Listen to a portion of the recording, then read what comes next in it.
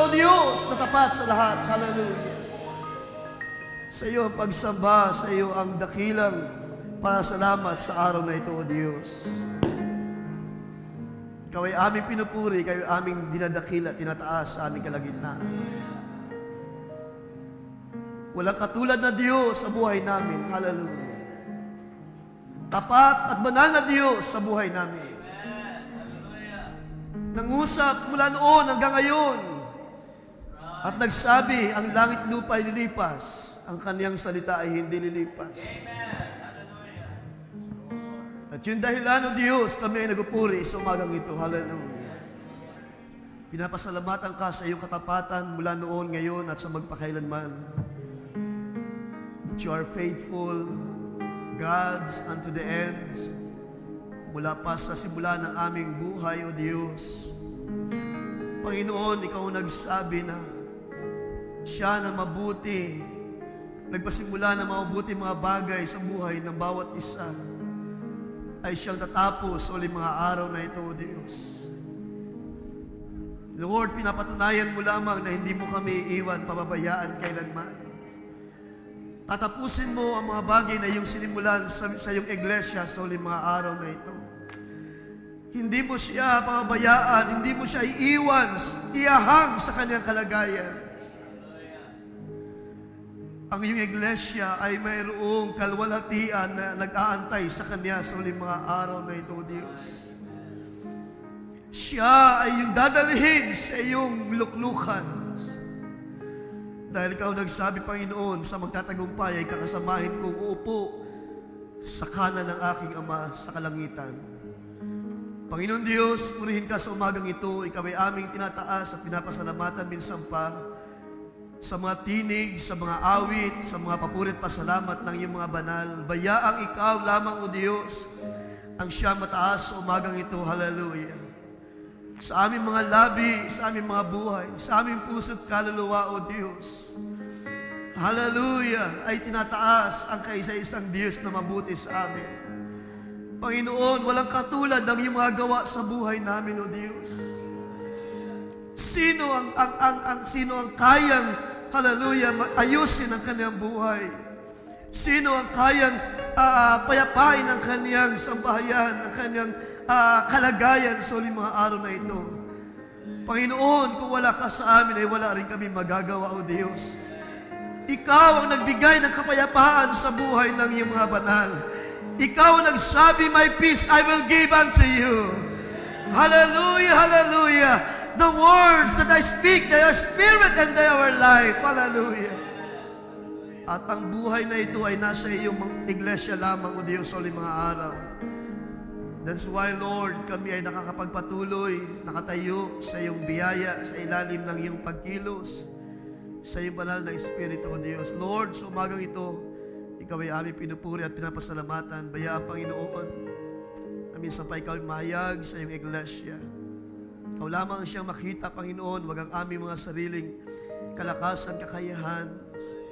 Dahil kami ay mga limitadong tao lamang din, O Diyos. Ang kailangan namin ay ang lubos na kalakasan na mula sa iyo. Ang lubos na kapahayagan ng iyong kalakasan at kapangyarihan sa umagitan ng iyong salita.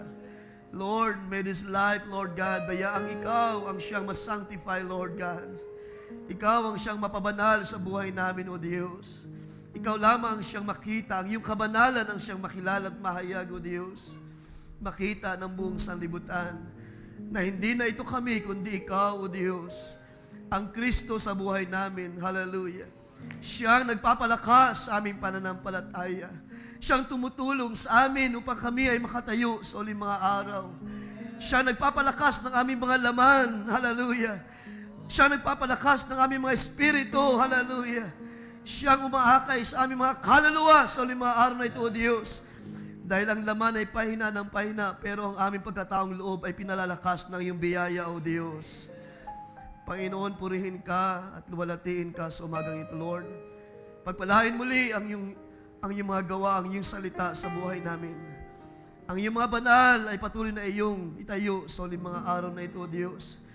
Nalalaman mo at iyong nakikita ang aming mga kalagayan. Maaring kami ay nangihina sa mga panahon na ito, O Diyos. Maaring mahina ang mga laman, O Diyos. At maaring kami dumadanas ng iba't ibang iba't ibang uri ng labanan sa pananampalataya. Pero salamat, ang Panginoon ay nagtagumpay sa buhay namin. Hallelujah. Ang Panginoon ay nagwika at nagsabi, ako'y nagtagumpay, kayo rin naman ay magtatagumpay. At yun dahilan, meron kaming kalakasan, hindi sa aming sarili, kundi kalakasan na buhat sa Diyos. Hallelujah! Kapangyarihan na mula sa iyong Espiritu, O Diyos, ito yung aming kalakasan, kaya kami nakapagpatuloy sa uling mga araw na ito. Lord, napakabigat ng mga labanan sa uling mga araw. Napakatuso ng kaaway sa uling mga araw na ito, O Diyos. At maaring kami ay maaring malinlang kung hindi kami mag-iingat sa uling mga araw na ito, O Diyos. Lord, Ikaw nagsabi sa bibig na iyong lingkod, Apostle Pablo, that we may hold fast the confession of our faith, Lord.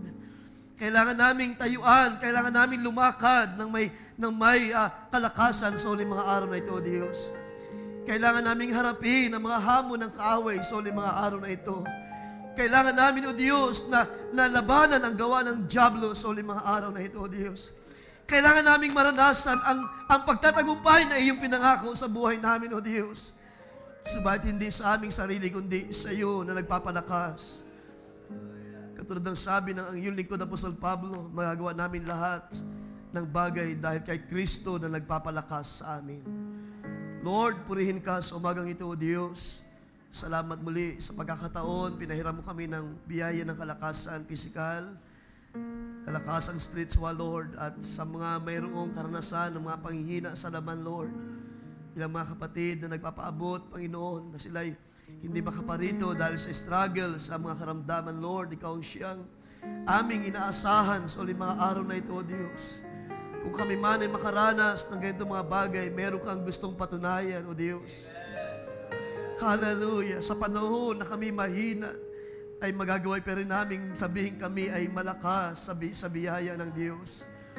Lord, may you heal them, Lord. Palakasin mo ang aming mga kapatid sa umagang ito na nakakaranas ng mga panghihina sa laman.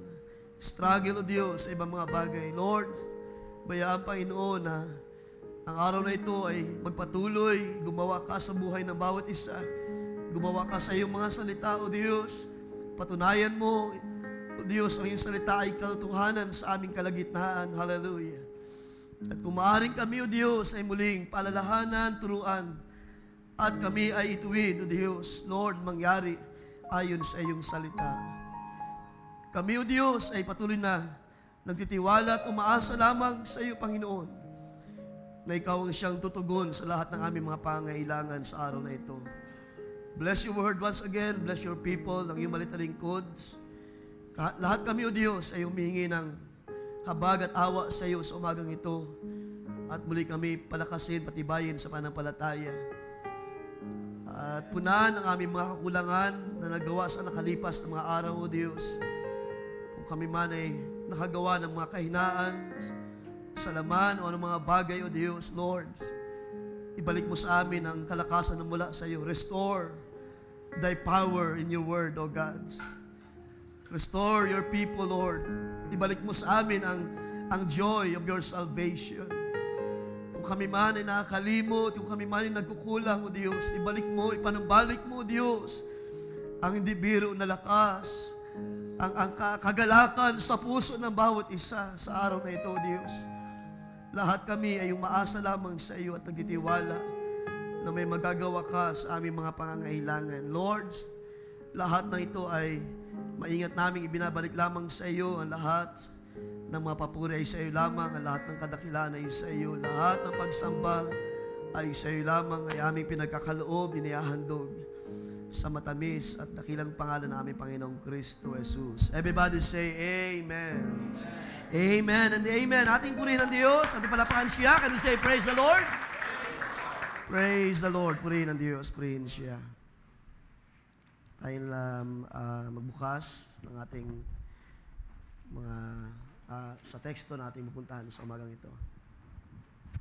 Pansamantala ay ating iwan ang ating series at ating mulang puntahan ang ilang mga bagay sa aklat ng Matthew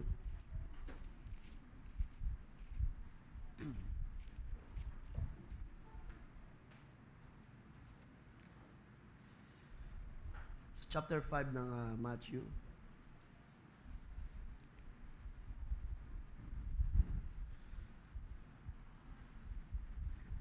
Verse 10, ating basahin ilang mga talata.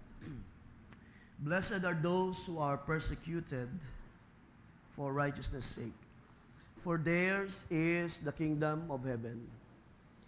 Blessed are you when they revile and persecute you, and say all kinds of evil against you, falsely, for my sake. Rejoice and be exceedingly glad, for great is your reward in heaven, for so they persecuted the prophets who were before you. Sa 2 Timothy chapter 3, sa verse 12, indeed, all who want to live in a godly way in Christ Jesus will be persecuted. Sa Tagalog, oo, at lahat na ibig mabuhay na may kabanalan kay Kristo Jesus ay magbabata ng pag-uusig. Lahat ay magsabi ng amen? Amen. Ang Diyos ang magpala ng kanyang mga salita. Lahat ay makaupo na. God bless you all. Purihin ng Diyos. Praise the Lord. At magandang umaga sa ating lahat. At salamat sa kalakasan na pinagkaloob ng Diyos sa ating lahat sa araw na ito. At nawa hindi tayo ma-discourage, medyo hindi tayo sanay sa tawag niyan, sa panibagong billing ng ating church, sa ating electric bill. At medyo mataas no ang ating konsumo at yun ang dahilan sa upgrade nga ang ating electric bill. So last month ay 23,000, so ngayon ay medyo bumaba naman, salamat sa Panginoon. Subalit medyo ganoon ang pangailangan ay toong nagbago sa nakalipas na mga buwan ay halos nasa 8,000 lang tayo, 9 or 10,000. So atin lamang pagtulong-tulungan mga kapatid at ang biyaya ng Diyos ang siyang umipo sa ating lahat na madama ang pangailangan na ito. So mayroon tayong ulit mamaya after service ay pag-aaral ng ating handog awit para sa Kabadbaran. So this coming week na po ang fellowship. At may konting update tayo sa ng mga bagay lang siguro Brother Sam and Brother Cholo mamaya dahil nabago yung oras ng biyahe. Okay. So, bago tayo pumunta sa exhortation, just want to give lamang an exhortation sa umagang ito. At God willing ay mag-dismiss ng medyo mas maaga ng kaunti. So, nagkaroon ng konting pagbabago, no? Ilang mga details ang bibigay natin mamaya ng ating mahal elder mamaya siguro, Brother Cholo. At sa ilang mga adjustment. Siguro, last Sunday kasi nag-meeting tayo, no? At may ilang mga bagay lang din ako nagsasanang i-remind, ipaalala. At siguro ay ngayon ko na lamang babanggitin. Hindi po kasi madali na bumiyahe, lalo na pagka sa airplane, no? At ang oras ay napakahalaga. Kaya gusto ko sanang magpaalala lang sa atin ng mga paparoon ay maging responsible tayo sa oras. Ang oras ay mahalaga sa mga ganong biyahe. At hindi katulad ng mga biyahe lang dyan sa Metro Manila or kung tayo ay magta-taxi or magbabas, wala masyadong, hindi masyadong mahigpit ang oras, no? Except sa mga bus terminal, yung mga provinces na biyahe. Pero gayon pa man, sa mga nakalipas sa mga biyahe namin o ng ilang mga patiran dito sa gawain, kahit man ako ay nag-adjust, no, yung mga panahon na hindi tayo bumabiyahe doon sa Mindanao. So 2019, nung kami ay first time na nagbiyahe sa Mindanao and then sa Camiguin. So, ilang beses na rin yung pabalik-balik at nakapag-adjust na kahit paano. So, mahalaga ang oras mga kapatid at I think yung 2 hours na ina-advise ng mga tawag niyan ng pamunuan ng mga airplane ay napakahalaga, at least 2 hours.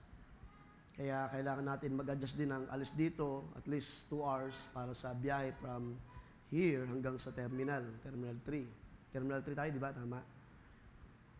At kung ang ating oras na napagkasunduan ay 7, so last Sunday yun nating napag-meetingan, no? Pero maaaring mabago dahil nabago yung flight. So ano man ang oras natin na pagkaisahan, let's say 7, or kung ma-adjust ay 8 or 9, I would advise na sana ay huwag tayo masyadong mag-isip na mahaba ang oras. Dahil napakabilis mo actually ng oras, hindi nyo mamalayan na pag kayo ay nasa airport ay mamaya-maya ay nagbo-boarding na, tumatawag na ang mga staff. So maging responsible tayo sa time. Kung ang ating napagkasunduan ng pag-alis dito sa ating lugar sa Cavite ay 7 or 8, o sabihin natin 7 muna doon sa original natin na pag-usapan dahil mamaya ay ma-adjust. I hope maging advance din tayo, no? Hindi ibig sabihin 7 tayo aalis ay 7 tayo mag-aasikaso. So hindi po ganoon yun. Dapat ay advance tayo at least 2 hours at yung sacrifice na talaga nandyan, kailangan mag-sacrifice sa oras, lalo na kung may mga bata kayo na kasama, may mga anak. Dahil iba yung pag-aasikaso ng mga single, ng mga young people, at iba yung may mga kasama talaga ng mga bata. So maging advance tayo sa preparation, kahit yung 6:30 sabihin natin, mahaba pa yung oras. So hindi po ganoon. Napakabilis po ng mga sandali sa pag-aasikaso. At I advise you 2 hours ay mag-adjust kayo. Kung 7 aalis, dapat 5 you are preparing na sa inyong mga dala-dala. At hindi po tayo mag-impake lamang during sa oras na aalis. So gawin po natin, gabi pa lang ay i-impake natin ating mga dadalhin. So in a way, hindi tayo masyadong magagahol at hindi tayo magmamadali dahil mahirap po na maging mag-rush, magmadali. Pagpasok sa Terminal 3, most of the time ay pila rin. So bihira lang yung talagang pagdating doon sa drop-off ay pasok agad. So may pila rin doon. At kung kayo ay tawag niyan, ang tawag na Barcholo? Gamit doon sa airport. Mag-check-in ng baggage ay pila rin po yun, kahit paano. At pagpasok doon sa domestic, nakalagay doon domestic entrance, pila pa rin yun, at kailangan yung mga documents. So, it takes a time po, lalo na sa mga first-timer na pupunta. So, hindi po siya tulad ng jeep na pagsakay mo, yun na bayad at pababa ka. Hindi po ganun. So, be responsible sa time, at kung tayo ay marami sa family na aalis, ay talagang sacrifice, kailangan ng sacrifice. At kung bakit ko gustong ipaalala sa ating lahat ito, upang pumaroon tayo sa fellowship na wala po tayong dadali na anumang bigat. Okay? So wala tayong dadaling anumang sisihan. Si sister kasi, ilang beses na na-announce, si sister kasi, at maaaring ang iba, halimbawa lang, no, pwede mangyari, kasi yung anak ko, inasikaso ko pa. So yun ang aking sinasabi, kapag tayo may mga bata, maging advance tayo sa pag-prepare. So hindi natin tawag niyan, we cannot afford na maging complacent sa oras. So kung tayo may mga edad, ganun din, sa mga may edad po, na siyempre medyo mabagal-bagal na rin tayo kumilo. So paganda natin ng mas maaga.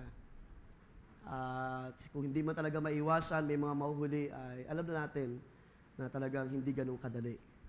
So, hindi panahon para magsisihan, maghanapan ng mga pagkukulang. Sa akin lang ay napakainang pumaroon na ang ating paparoon sa fellowship ay masaya ang ating puso, mga kapatid. Pagpunta roon, pag-uwi, ay wala tayong dadaling anumang mga bigat sa ating mga puso dahil sa mga possible na mangyari. Well, kung hindi man talaga maiwasan, ay try ko na lamang na tayo maging mahaba ang ating mga patience.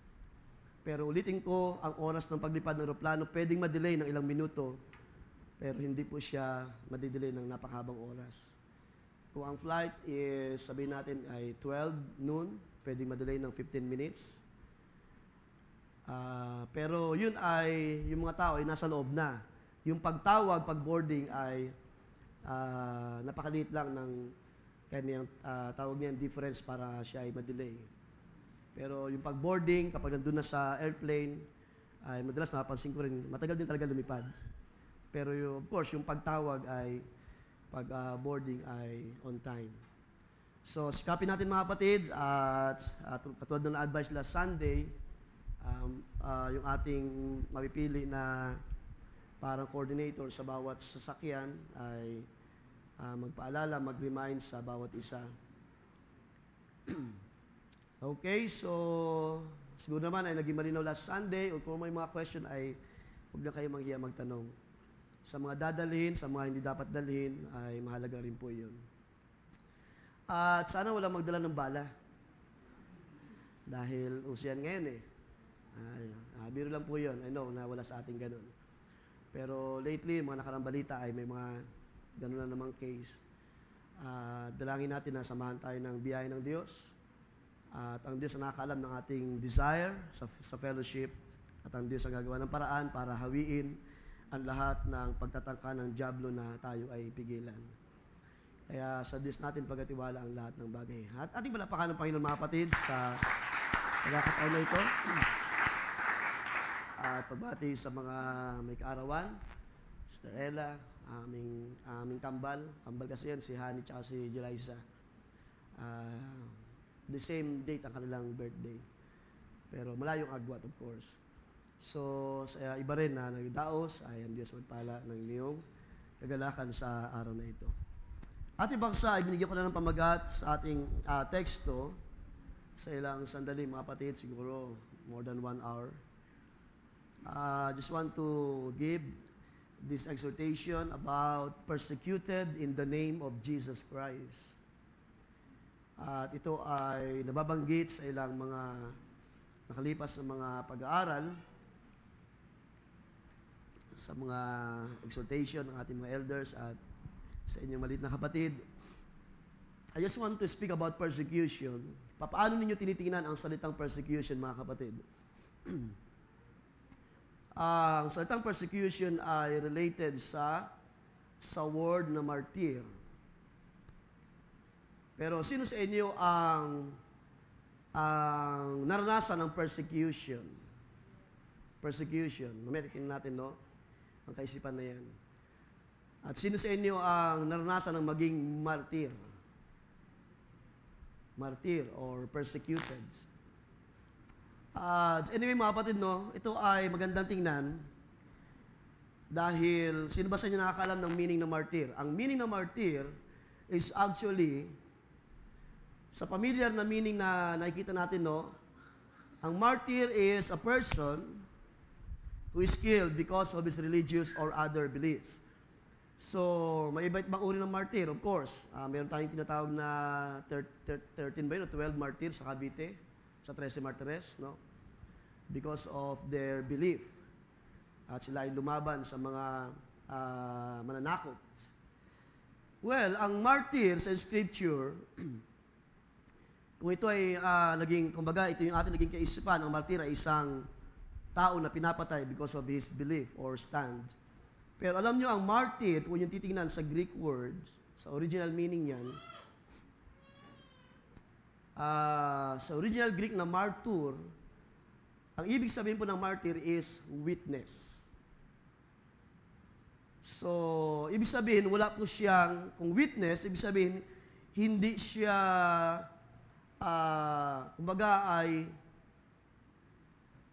kumbaga walang kinalaman yung pagpatay dapat sa kanya as a witness, no? As being a witness. Pero the reason why kung bakit siya ay naging synonyms sa salitang ang isa ay pinapatay because of his religious beliefs. Because sa mga unang panahon, ang mga early Christians na supposed to be they are witness or witnesses, Ang kanilang pinagpapatuo, of course, ang pananampalataya, ang gospel. Pero ang mga unang Kristiyano, sa mga panahon na yun, kapag sila ay nag-witness, as a witness or nag-witness ng gospel of truth or Christ, gospel of Christ, mostly ang mga unang Kristiyano ay pinipersecute or pinapatay because of witnessing the truth or the gospel of Christ. Kaya yung salitang martyr ay naging synonym sa pagpatay sa isa na tumatayo sa kaniyang paniniwala o pananampalataya. But the truth is, the martyr or martyr means is just a simple meaning na witness. Kapag ikaw ay witness of Christ, you are a martyr, a witness of Christ. Kaya lamang nagkaroon tayo ng ganung kaisipan sa nakalipas sa mga panahon, hanggang sa ating panahon, ganun na naging kahulugan o naging kaisipan about word na witness. But gayon pa man, naniwala ako na napakalaga ng pagiging martyr sa pangalan ng Panginoon, whether ikaw ay makaranas ng kamatayan or hindi. Because to be a martyr is to be a witness. Kaya sa tingin niyo, mayroon pa bang martyr sa ating panahon?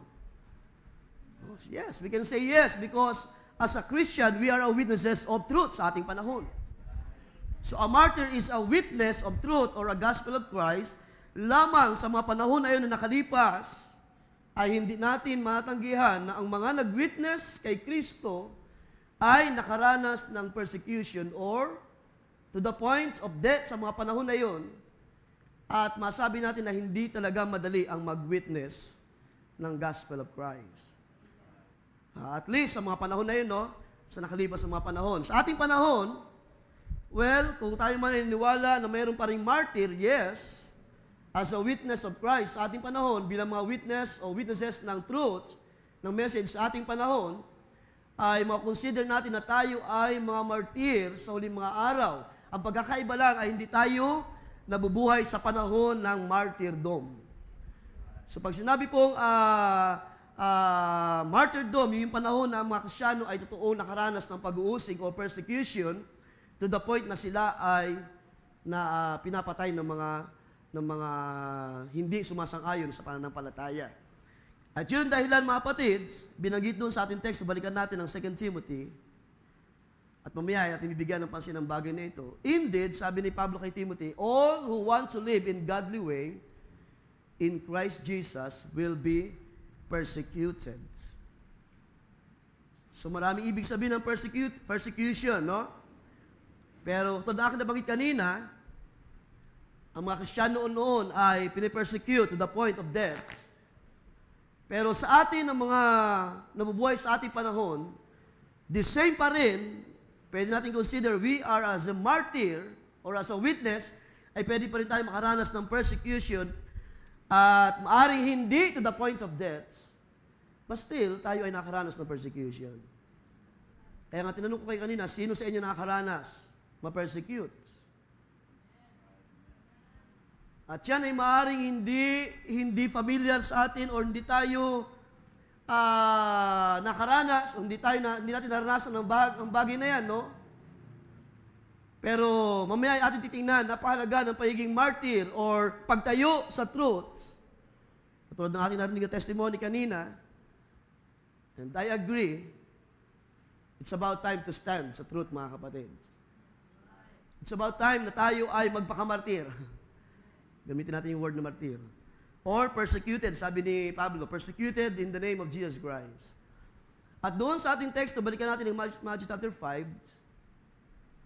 So, pinakita ni Pablo kay Timothy na sino mang gusto mabuhay ng banal o may kabanalan kay Kristo ay uusigin.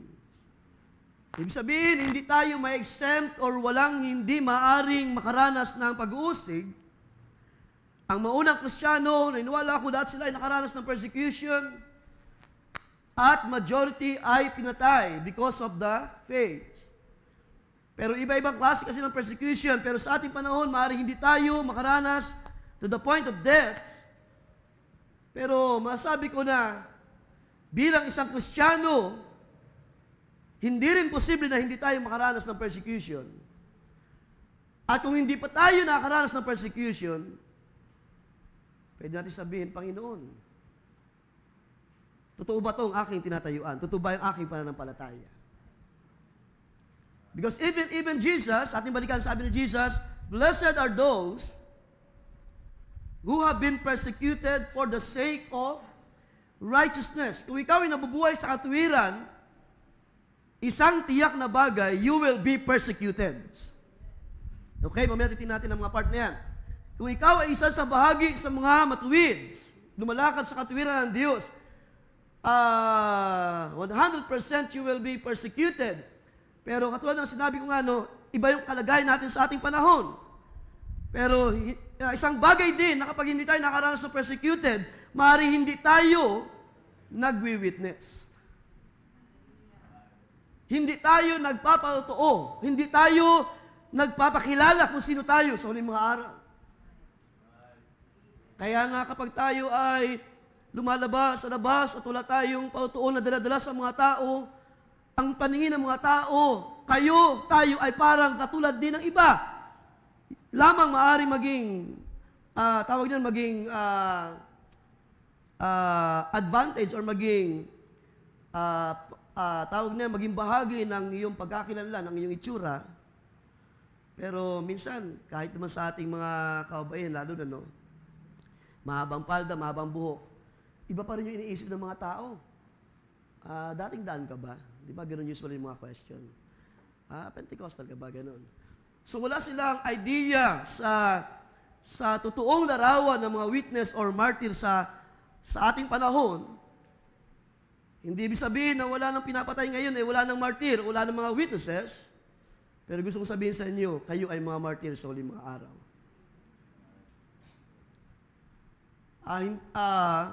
Parang ang weird lang na pakinggan na kailangan ba talaga maranasan ng persecution? Pero sa view ng Scripture, dadaan talaga tayo sa persecution. No? Sa iba't ibang uri ng paraan ng pag-persecute ng mga tao, ay pwede tayong makaranas. At kung hindi man, ay pwede mo nang tanungin ng Panginoon, ako ba ay Kristiyano? Ako ba ay lumalakad sa truth? Ako ba ay nabubuhay sa iyong katuwiran? Dahil akala ng aking mga kasama sa trabaho ay parehas na kami. So it's about time. Sabi nga nating narinig kanina testimony. Sino ang lumalakad sa katuwiran ng Diyos? Ang katuwiran ng Diyos ay walang bahid na anumang kalikuan. Amen po ba? At yan ay madi-display. Hindi po natin may tatago ang katuwiran ng Diyos, ang kabanalan, lalo na ang kaayusan. Mapapansin tayo ng sanlibutan kung tayo lalakad sa ganung bagay. Ang sabi ng Panginoon, ating balikan, for theirs is the kingdom of heaven. So napaganda ng promise. Blessed are you when people insult you and persecute you, and falsely say all kinds of evil against you because of me. Rejoice and be glad, for your reward in heaven is great. So napaganda ng promise ng Panginoon. For in the same way, they persecuted the prophets who were before you. So dito ay pinakita na ng Panginoon ang possibility, no? As a Christian, as a believer, as a witness of truth. Ang pag-persecute ay hindi natin may iwasan, no? Hindi natin matakasan, hindi natin may iwasan. Ang mga evil speaking, ang mga false, sabi diyan, ang mga false accusations. Yung mga hindi maayos na pagtingin ng mga tao. Pero yun ay mangyayari kapag may bagay sila nakita sa inyo na hindi sila maka-agree. Ibig sabihin, pag meron sila nakita na iba sa kanilang paniniwala o pagtingin, you will be persecuted. Makaranas ka ng mga mura o mga salita na hindi maayos sa mga trabaho, sa mga tao, sa paligid. It's because ikaw ay lumalakad o nabubuhay sa katuwiran ng Diyos na hindi kayang gawin o hindi kayang tanggapin ng mga tao. And ang tendency ng mga tao ay mag-persecute. At yun ang nangyari sa mga unang Kristiyano. Now, sa pagdating sa persecution, mga kapatid, no, hindi na ito bago sa mga unang Kristiyano. Katulad na akin nabanggit kanina. Ang mga unang Kristiyano nakaranas ng iba't ibang uri ng persecution. Pero sa ating panahon, dalangin ko na huwag tayong matakot sa mga persecution. At kung tayo man nakaranas ng persecution, huwag itong magpabago sa ating pananampalataya. Wag natin ipagpalit. Sabi nga, no, wag natin ipagkanulo ang Panginoon. Katulad ng ginawa ni Peter. Ng Panginoon ay dadalhin sa krus ng Kalbaryo. At kanyang dininay 3 times ang Panginoon. Kapag kayo'y nakaranas ng pag-uusig, wag natin iiwan ang salita ng Diyos. Kapag kayo ay nakarinig ng mga evil words, mga false accusation, ang sabi ng Panginoon, dapat pa nga magalak kayo, be glad. Rejoice and be glad. Dahil merong reward na nag-aantay sa kalangitan. Ibig sabihin, ang Diyos ay matuwid na Diyos. At kung ating consider ang mga tao ng Diyos na nakaranas ng persecution, hindi man natin naranasan ito, no?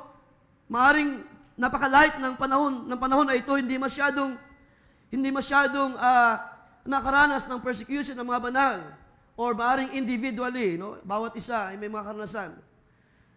Pero meron kasing kinalaman ang pagtayo sa truth, katulad natin narinig kanina, once na ikaw ay tatayo sa truth at ikaw ay magpapahayag ng katotohanan na mula sa Diyos, hindi maaring hindi kayo persecute ng mga tao. Or sila ay magsalita ng mga pangit na salita because hindi na kayang tanggapin, hindi na kayang kilalanin or consider na mayroong katotohanan na dinadala ka sa iyong buhay, sa iyong pananampalataya. Now, i-consider natin ang nangyari kay Stephen. Puntahan natin ang Acts chapter 6. Isang pagkakataon, no, isang ordinaryong mananampalataya. Sa panahon na yon na ang mga unang Kristiyano ay nagkaroon ng pangangailangan, Acts chapter 6. At di ba, ipinayo ng mga apostles na sila ay maghanap ng mga matured, mga filled in the Spirit para mga siwa sa pangangailangan ng iglesia. Dahil ang sabi ng mga apostles, hindi namin maaring iwan ang paglilingkod sa salita ng Diyos. Si Stephen ay kinukonsider as the first martyr. Mababasa niya sa Acts chapter 6, 8-7. Chapter 6, no? Verse 8 at ang buong chapter 7 ay ating makikita mamaya ang bahagi na yan. Si Stephen ay kinukonsider as the first martyr or sabihin natin witness. At siya ay nag-suffer ng kamatayan, as we know, dahil yun sa pag-witness niya sa truth, he suffers death in the cause of Christ.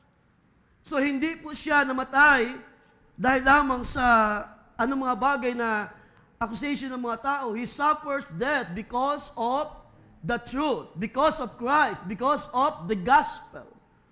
Siya ay nag-suffer, hindi birong suffer sa kamay ng mga leaders sa mga panahon na yon. Mamaya ating titingnan, no?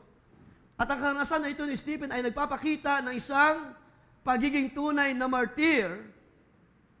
He was persecuted not because siya ay murderer or siya ay a thief, isang magnanakaw, isang mamamatay tao o nakagawa ng hindi mabuti sa kapwa. Stephen was persecuted because of the gospel. Because of the truth, because of Christ. Dahil meron siyang dinadalang salita ng Diyos. Pagkatapos na siya ay may anoint, the rest, kasama yung mga ilang mga deacons. Tingnan niyo mga kapatid, si Stephen is just an ordinary deacon. Pero ang sabi ng Scripture, si Stephen ay filled with the Holy Ghost. Siya ay pinuspos ng kapangyarihan at kalakasan na mula sa Diyos by His Spirit.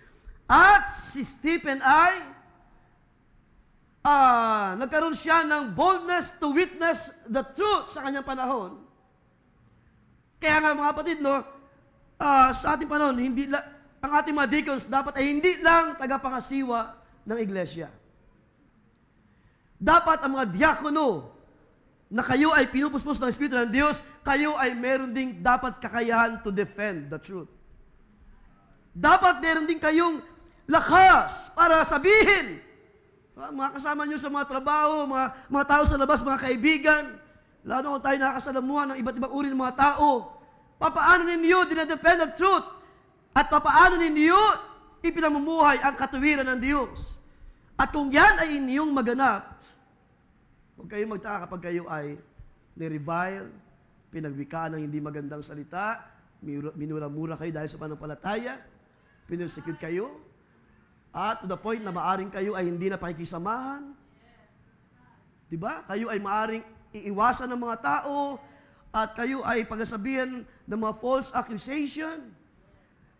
And it's all right. Kung ito ay sa dahilang mayroong mabuti na ginawa ang Diyos sa buhay mo na hindi kayang tanggapin ng mga tao. Ibig sabihin, mayroong truth na lumalabas sa iyo, mayroong manifestation ng salita ng katotohanan na nakikita mga tao sa iyo. So ito sa Stephen, chapter 6 ng Acts, verse 8. And Stephen, full of grace and power, ang sabi dyan, was performing great wonders and signs among the people. So bahagi po ng paggawa ng kapangyarihan ng Espiritu ng Diyos ay ang mga pag-perform ng mga great wonders. So kahit man tayo ay simpleng mga believer, simpleng mga bahagi ng ministry, as a deacon, si Stephen ay hindi nagkait ang Diyos ng blessing, ng biyaya, just to manifest the work ng Diyos sa buhay niya at ng mga unang Kristiyano. As a simple deacon who is being filled with grace and power, ay na-perform ni Stephen ang mga dakilang gawa ng Diyos. Great wonders and signs among the people. At sa mga panahon na yun, kung mabasahin niyo yung verse 7, ang sabi doon, the word of God is increasing and spreading. Of course, hindi lang yan by Stephen, dahil sa mga apostles, sa mga gawa ng apostles, sa mga panahon na yun, at sa mga unang Kristiyano tumanggap sa panampalataya, ay nagpasimulang mag-increase at lumaganap ang Ebanghelyo ni Kristo sa mga panahon na yun. At isa si Stephen sa ginamit ng Diyos para ang plano ng Diyos ng pagtawag sa mga tao sa mga panahon na yun ay mangyari by spreading the word. And by performing great wonders and signs sa mga panahon na yun, at ang mga tao na nakita ay sumampalataya. Pero ang isang bagay nangyari mga kapatid, hindi po lahat ay malulugod. Okay? Hindi lahat ay matutuwa sa paggawa ng Diyos. Dahil sa panahon na yun, may mga tao na hindi kinilala ang gawa ng Espiritu ng Diyos sa mga panahon na yun, at may mga tao na, sabihin natin, hindi naging mabuti ang damdamin sa kaniyang mga lingkod sa mga panahon na yun. And in this case, kay Stephen, ang sabi sa verse 7, the word of God kept spreading and the number of the disciples continued to increase greatly in Jerusalem. And a great many of the priests were becoming obedient to the faith. So, ganun nangyari sa panahon ni Stephen. Nagpapasimula ang paglaganap ng biyayang ito, ng salita ng Diyos, ng katotohanan sa kanyang panahon, ay hindi pumayag ang kaaway, ang diablo, na magpatuloy na mag-spread ang truth. Katulad ng nangyari sa ating panahon, hanggat kayang pigilan ng kaaway, ang paglakad ng truths, ang paglaganap ng truths sa ating panahon, na minsan ay mahina, tayo ay limitado lamang ang biyaya, ang kalakasan na kayang gawin para tayuan ang panampalataya, ay nais pang pigilan ng kaaway. So, sa panahon na yun ay hindi na bago ang bagay na ito, kahit na mga apostles ay nakaranas ng pagpipigil or pag-resist ng mga tao sa truth sa mga panahon na yon. And Stephen ay isa sa mga victim, sabihin natin, no? Or not victim, isa sa mga tao ng Diyos na nakaranas sa kabila na siya ay pinuspos ng Espiritu ng Diyos, hindi siya na-exempt sa persecution. Sa kabila na siya ay merong, sabihin natin, enough strength para harapin ang kaaway, hindi siya nakalagpas o hindi niya nalpasan ang pag-uusig ng mga tao. Gaano pa kung tayo ay walang karanasan sa Espiritu ng Diyos?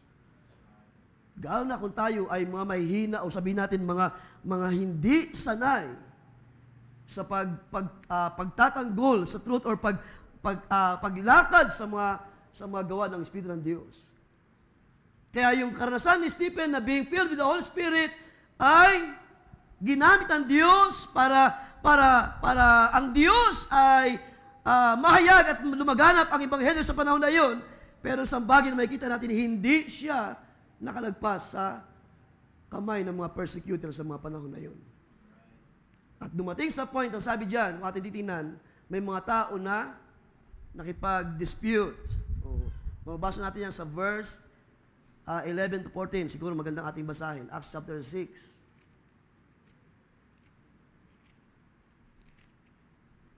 So there are men na sabi dyan ay nakipag-dispute kay Stephen sa verses 11. And Stephen, full of faith and power, did great wonders and signs among the people. Then there arose some from what is called the synagogue of the freedmen. So ano ito mga tao nito? Mga Cyrenians, Alexandrians, and those from Cilicia and Asia, disputing with Stephen. So minsan hindi talaga may iwasan ng dispute. Pero mamaya makikita natin kung paano hinandle to ni Stephen as a witness. And they were, sabi diyan, they were not able to resist the wisdom and the spirit by which he spoke. Then they secretly induced men to say, "We have heard him speak blasphemous words against Moses and God." So dito nagpasimula mga kapatid, ang mga tao ay naghanap o nagsuhol o nagbayad ng mga tao para siraan si Stephen sa kaniyang pananampalataya. And because Stephen is filled with Spirit of God and wisdom, ang sabi natin binasa, hindi nila kayang i-resist ang truths or ang wisdom na mayroon kay Stephen na galing sa Diyos. At yan ang isang bagay na mahalaga sa mga Kristiyano. Kapag tayo ay puno ng karunungan mula sa Diyos, ang mga tao ay walang may dadahilan kapag tayo ay magtatanggol sa katotohanan. Kung ikaw ay puspos ng Espiritu ng Diyos and filled with wisdom, hindi ka dapat mag-alala dahil ang Diyos ay nasa iyo. Kung ikaw man ay persecute at ang mga tao ay mag-revile, mag-speak ng mga salita na hindi ayon o hindi maayos sa pandinig ng mga tao, ang Diyos ay sumasa iyo, ang Diyos ay may magagawa para ikaw ay ipagtanggol ng Diyos. As long as you are witnessing the gospel, the truth, the word, na hindi ka nahihiya sa mga tao, at kailanman ay hindi dapat ikahiya ang salita ng Diyos. Dahil kahit si Pablo nagsabi, I am not ashamed of the gospel of Christ. Because of this word, I am what I am, sabi ni Pablo. Kahit siya ay maraming mga kahinaan din, mga pagkukulang din, sabihin natin, mga bagay na hindi niya nagagawa sa ministry o sa harapan ng Diyos. But still, he is what he is by the grace of God. So Stephen, as being filled with the Holy Spirit, ay tumayo siya. Yet, ang mga tao ay hindi lang kaya tanggapin that there is someone who stand sa mga bagay na ito na ang Diyos ang siyang gumagawa. Ang sabi diyon, this man brought false charges against Stephen. Sabi nasa natin sa verse 11 to 14. And Stephen, being a martyr or a witness, ay pinakita niya na kailangan talagang tumayo sa katotohanan. As a martyr, as a witness, sa ating panahon, lalo na, wala tayong ibang prayer because ang pag-witness ay hindi lang po sa mga manggagawa, mga kapatid. Kahit man tayo ay mga magulang na, kahit man tayo mga kabataan na, we can stand. We can be a witness of the Lord sa ating panahon. Tayo ay pwede maging martyr sa huling mga araw at maging witness katulad ni Apostle o ni Stephen as a deacon filled with the Spirit of God ay tumayo sa truth sa kanyang panahon to the point na siya in-insult ng mga tao, siya ay pinagsabihan ng mga false accusation. So hindi po madaling humarap, hindi madaling ipagtanggol ang truth, hindi madaling lumakad sa katuwiran ng Diyos. Ang sabi ng Panginoon, you will be persecuted. You will be persecuted to the points of death sa panahon na iyon. At maaaring sa ating panahon hindi nangyari yan. Pero wag tayong maging complacent. Tayo ay possible pa rin mahulog o madalhin sa ganung kalagayan na tayo ma-persecute ng mga tao because of the truth. Now, anong sabi ng Apostle Peter? Punta natin ng 1 Peter chapter 4. Anong sabi dyan? Verse 14, if you are insulted for the name of Christ, you are blessed. So, ganun din ang pinapakita, like Jesus, like Paul. You are blessed because, sabi dyan, the Spirit of glory and of God rest upon you. This is what happened to Stephen because nang siya ay tumayo at magpasimulang magpagamit sa Diyos, ang Diyos, ang Espiritu ng Diyos, ang siyang nag-vindicate. And I will tell you, church, kapag kayo ay tumanggap ng biyaya na ito na pag nakaloob ng Diyos, sa magitan ng kanyang Espiritu, ang Diyos mismo ang mag-vindicate. Once you depend the truth at ikaw ay tumayo sa katotohanan, ang Espiritu ng Diyos, hindi mo man siya nakikita, hindi man nakikita ng mga tao, but God rested. His Spirit is rested in you. At ang Espiritu ng Diyos ang tutulong sa iyo. Ang Espiritu ng Diyos, ang kapangyarihan ng Diyos, tutulong kay Stephen, na hindi lang siya, maaaring siya ay ordinaryong diakono lamang sa panahon na iyon, pero siya ay pinalakas ng Diyos in Spirit. At nang siya ay tumayo, hindi siya iniwan ng Panginoon. Nang siya ay mangusap ng truth sa kanyang panahon, nakita ng mga tao at ang mga tao, sabi ko sa inyo kanina, na kapag hindi ang mga tao nasayahan o natuwa sa inyong mga testimony, sila ay gagawa ng mga bagay para sa iyong ikasisira sa iyong pananampalataya. At kung ano man ang nangyari before, o ano man ang nangyari ngayon, huwag tayong magtaka, sabi nga ng Panginoon, because they persecuted the prophets before you. Huwag tayong magtaka kung tayo ay persecuted or tayo inuusig ng mga kapitbahay, mga dating kaibigan ngayon ay hindi natin kasama. Dahil bago pa mangyari sa atin yan, may mga nauna na sa atin na pinersecute. Ba? At hindi lang basta persecuted, kundi sila ay pinatay dahil sa pananampalataya. At sa ating panahon ay hindi nga natin naranasan yan. Pero tayo ay dapat be ready sa mga bagay na ito. Ang sabi ni Peter, ito yung karanasan ni Stephen, the Lord, the Spirit is resting in him.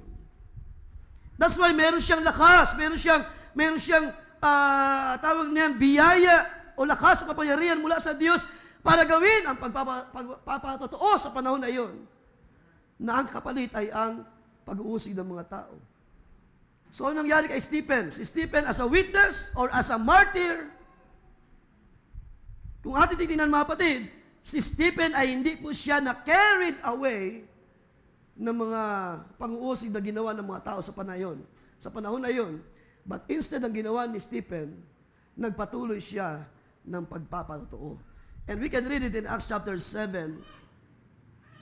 And most of Acts chapter 7, mga kapatid, ay ang laman yan ay ang testimony or sabihin natin preaching ni Stephen sa mga tao, lalo sa mga leaders sa mga panahon na yun. So, nung magdala ang mga tao ng mga false accusations sa kanyang harapan, instead na si Stephen ay magpadala sa emotions or magpadala sa hindi mabuting pagtingin ng mga tao, ang ginawa ni Stephen ay nagpatuloy siya ng pagpapatotoo. At ang Acts chapter 7, mostly ang laman niya ay ang summary ng ang Diyos ay tumawag kay Abraham, Isaac, Jacob. Ang ginawa ng Diyos sa bayan ng Israel na sila nasa Egypt. Inyo na lamang tingnan, basahin na review ang chapter 7. Hanggang sa panahon ni David, hanggang sa panahon na kinabubuhayan ng mga alagad, ng mga apostles, na ang mga tao ito ay, sila ay tumanggi sa Messiah. Binanggit doon, sabi doon, siguro natin tingnan, chapter 7. chapter 7, verse 51. So pagkatapos na may deliver, napakahaba niyan, from verse 1 hanggang verse 50, si Stephen ay nagpatuloy sa pangaral ng katotohanan ng salita ng Diyos. What happened before sa panahon ni Abraham when God called Abraham their fathers, hanggang sa kanilang pagpasok sa Egypt, hanggang sa kalayaan nila through Moses, lahat yun ay tinuro ni Stephen. So hindi siya na-carried away ng mga false accusation. And that's what is, kung ano yung pagiging martyr as a witness, huwag ka dapat magpadala sa mga false accusation. Amen po ba mga kapatid? Huwag tayo magpapadala sa ating laman na madali tayo minsan masaktan. Kapag tayo namura-mura na o napagsabihan na ng mga hindi mabuting salita, ay madali na rin tayong gumanti at magsalita na hindi maayos din sa mga tao. But instead of dwelling sa ganung bagay, maapektuhan ng mga false accusation, just speak the word of truth. Ang sabi ni Pablo, inyong sabihin ang salita ng may pag-ibig at biyaya at hayaan ng mga tao na nakakarinig ay makasalo ng biyaya ding ito. Who knows, may mga tao na may bini para sila ay sibulan din ng pananampalataya. Kaya pagdating dyan, ang sabi dyan, no, pagkatapos na siya ay mabigyan ng mga false accusation, at ang sabi pa ng mga tao, siya ay, kung mabalikan natin yung chapter 6, ano sabi doon ng mga accusation? Narinig namin ito na, sabi dyan, balikan ko lang yun. Verse 14 ng chapter 6, for we have heard him say that Jesus of Nazareth will destroy this place and change the customs which Moses delivered to us. And all who sat in the council looking steadily or steadfastly at him, kay Stephen, saw his face as the face of an angel. So kahit ang aura ni Stephen ay wala silang maidahilan, there is something great na nangyari sa taong ito. At hindi ba yun isang bagay na gustong gawin ng dyablo sa buhay ng mga mananampalataya? Wala siyang ibang masilip. Ang nakikita ng mga dyablo ay pawang biyaya ng Diyos. Pawang mabubuting bagay na kaloob ng Diyos. Like the face of an angel. Ang nakikita sa inyo ay pawang mabubuting mga bagay, katulad na nakita lang kay Stephen. Wala silang may sumbong na naman. Yet, ang mga taong ito, they want to persecute this man of God. Pero ang ginawa ni Stephen, nagpatuloy lang siya sa pangaral. So, yan ang nangyari sa chapter 7, verse 1 hanggang verse 50. But pagdating sa 51, sa dulo ng kanyang pangaral, ay ito yung masabi ko na nag-seal ng kaniyang ano yung faith, kaniyang kalagayan or ng kaniyang kahinatnan, ng kaniyang sawayin itong mga tao na nag-aakusa sa kanya ng mga maling accusation. Ang sabi diyan sa verse 51, by the way, hindi po ito si Stephen, it is the Spirit of God who rested in him. Mga kapatid, kapag kayo ay nangungusap ng salita ng Diyos ng katotohanan, huwag niyo isipin na kayo yan. Yan ay ang Diyos sa Espiritu na nananahan sa inyo. Dahil kailanman hindi tayo makapagsalita ng mga mabiyayang salita ng mga katotohanan without the mighty presence of the Lord.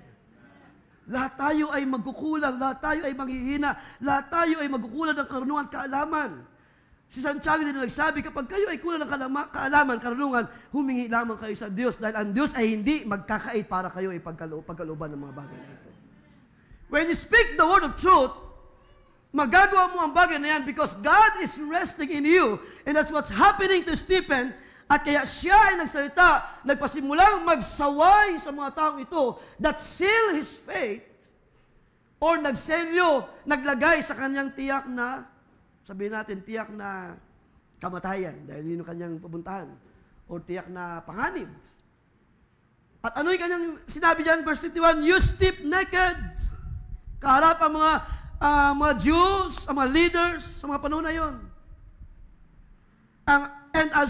And uncircumcised in heart and ears. Bakit sinasabi ito ni Stephen? Because hindi nila na-recognize ang truth na nangyari sa panahon ng kanilang mga magulang, that those prophets speak of Jesus Christ. That their fathers, those prophets speaks of this Messiah na kanilang ipinako sa krus. Kaya nang sisipin ng aral, nagturo siya, nagsaway siya, sabi diyan, you always resist the Holy Spirit. Because ang Diyos ay gumawa sa mahaba ng panahon sa kanilang mga magulang at hindi na-discern ng mga taong ito. Ang nakita nila ay ang mga gawa ng laman, mga gawa ng tao. Hanggang sa kanilang tawag niyang itaas ang tao like Moses. Because sinasabi ng mga tao ito, we have Moses, we have Moses. We have law, we have law. Hindi namin kailangan ang biyaya na yan. Kaya sabi ni Stephen, you always resisting the Spirit. As your fathers did, so do you. Verse 52, which of the prophets did your fathers not persecute? Sino daw ang mga propeta ng inyong mga magulang, sabi ni Stephen, na hindi dumanas ng persecution? And they killed those who foretold the coming of the just one, Jesus Christ, the Messiah. They killed those who foretold, those prophets na tinutukoy, na persecute because of their prophesying about Christ, about the coming of the just one, of whom you know have become the betrayers and murderers, who have received the law. Ang mga tao ito'y tumanggap ng kautusan by the direction of angels and have not kept it. So ano nakita ni Stephen? Ang mga tao ito ay mga hypocrites, mga tao nito na hindi talaga totoo na sumasampalataya sa Diyos. They have the law, but they did not keep the law. Hindi nila tinupad kung ano sabi ng mga propeta, but instead they killed those prophets na naghula patungkol sa Messiah.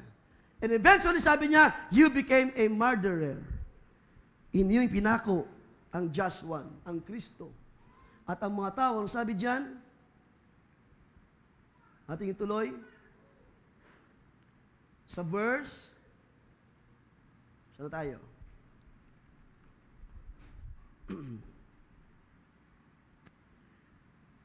You have received the law, verse 53, by the direction of angels and have not kept it.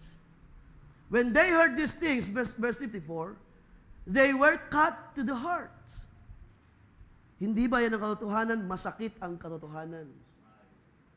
Kapag tayo ay nagtetestify ng katotohanan, at kapag ito ay totoo, ang mga tao nakakarinig ay kung hindi sila sasampalataya, they were cut in their hearts, or masasaktan sila sa kanilang mga puso. At alam niyo ba ang danger ng resisting sa Espiritu ng Diyos? Kapag tayo ay nagre-resist sa gustong gawin ng Panginoon sa ating kalagitnaan, kung hindi tayo mag-iingat sa mga bagay na ginagawa ng Diyos, and we keep on resisting, isang araw tayo ay gagamitin ng kaaway para tayo ay mag-persecute sa mga anak ng Diyos. Because this is what happens sa panahon na yun. They always resisting the work of God through His Spirit, through His Word. They killed those prophets na naghula sa Joshua na darating, and eventually, nang siya'y dumating, kanilang pinako sa krus, ang sabi niya ni Stephen, kayo ay mga stiff-necked, mga uncircumcised ang mga puso, always resisting the truth.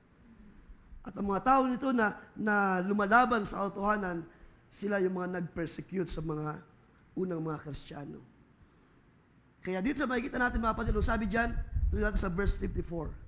When they heard these things, they were cut to their heart, and they gnashed at him. They gnashed at him with their teeth. Oh, that's express o parang nanggigigil ang mga tao. But he, Stephen, being full of the Holy Spirit, gazed into heaven and saw the glory of God, and Jesus standing at the right hand of God, and said, Look, I see the heavens open, and the Son of Man is standing at the right hand of God. Pagkatapos ni Stephen mangaral, magturo, at sabihin ang katotohanan sa harap ng mga tao na hindi kayang pasibalian, hindi kayang i-resist ng mga taong ito, Because walang mali sa mga sinabi ni Stephen sa panahon na iyon. At ang kanyang testimony ang naglagay sa kanya ng kalagayan as a persecuted sa panahon na iyon. As a martyr, the first martyr na execute ng kamatayan sa panahon na iyan. Pero isang maganda nakita ni Stephen habang siya ay nagpapatutuo, ang Diyos na kasama niya, na sumasama sa kanya, that the Spirit that rests in his place, in his heart. Nakita niya, ito yung kalooban ng Diyos. Ang nakita niya ay ang kalwalatian ng Diyos sa magitan ni Kristo na, sabi doon, standing in the right hand of God. Ang nakita niya isang vision na nagsasabi, ang Diyos ay suma sa iyo. Sa iyong testimony, hindi ka pinabayaan ng Diyos, sinasamahan ka ng Diyos, ang Diyos ay suma sa iyo. Hallelujah! Kapag tayo ay tumayo, kapag tayo ay nagpatutuo ng salita ng Diyos o nag-testify ng katotohanan, hindi tayo ipapahiya ng Diyos. The Lord, the Spirit is resting upon us. Hallelujah! By the grace of God, hindi sa ating sarili, kundi sa Diyos na gumagawa para sabihin ang mga salita ng Diyos. At ganoon nangyari sa panahon ni Stephen, and that's why Stephen was persecuted sa panahon na yan because of the truth, because of his standing the truth sa panahon na yun. Ano sabi dyan? Ating balikan ng verse 51, sabi dyan, you always resisting the Holy Spirit. At hindi nagkamali si Stephen sa pagpapahayag. Totoo ang mga taong ito. Sabihin natin, hindi niya kilala karamihan doon. Pero totoo ang kanyang sinasabi, you always resisting the truth, the Holy Spirit of God, na gustong gumawa ng malaya. Could you imagine, gusto ng Diyos tumawag ng mga tao, gusto ng Diyos tawagin ang kanyang mga hirang, pero mayroong mga tao na ginagamit ng kaaway to persecute His people. Para pigilan ang paglago, ang gawa ng Diyos sa uling mga araw. At hindi nakakapagtaka sa ating panahon, mga kapatid, kahit man tayo. Kung tayo ay hindi nabababad sa Espiritu ng Diyos, ang spirit ng persecution ay gumagawa sa atin. Gusto tayong pigilan sa iba't ibang mga paraan ng dyablo para hindi tayo makapagpahayag ng salita ng Diyos. At yung dahilan, kulang tayo sa mga karanasan. At kahit man ang pagiging isang persecuted Christian, hindi ko sinasabi na kailangan nating mamatay, pero kung yun ay papahintulot ng Diyos. Why? Because sabi ko sa inyo kanina, maaaring hindi tayo tumatayo sa katotohanan. Maaaring kulang tayo sa pagpapahayag ng salita ng Diyos. At ang mga tao sa ating paligid, they seems parang iniisip nila na tayo ay katulad din ng mga taong ito. O isa sa mga iglesia ng denominasyon sa ating panahon. So itong sinabi ni Apostle Stephen is truth, that these people is always resisting the works of the Holy Spirit.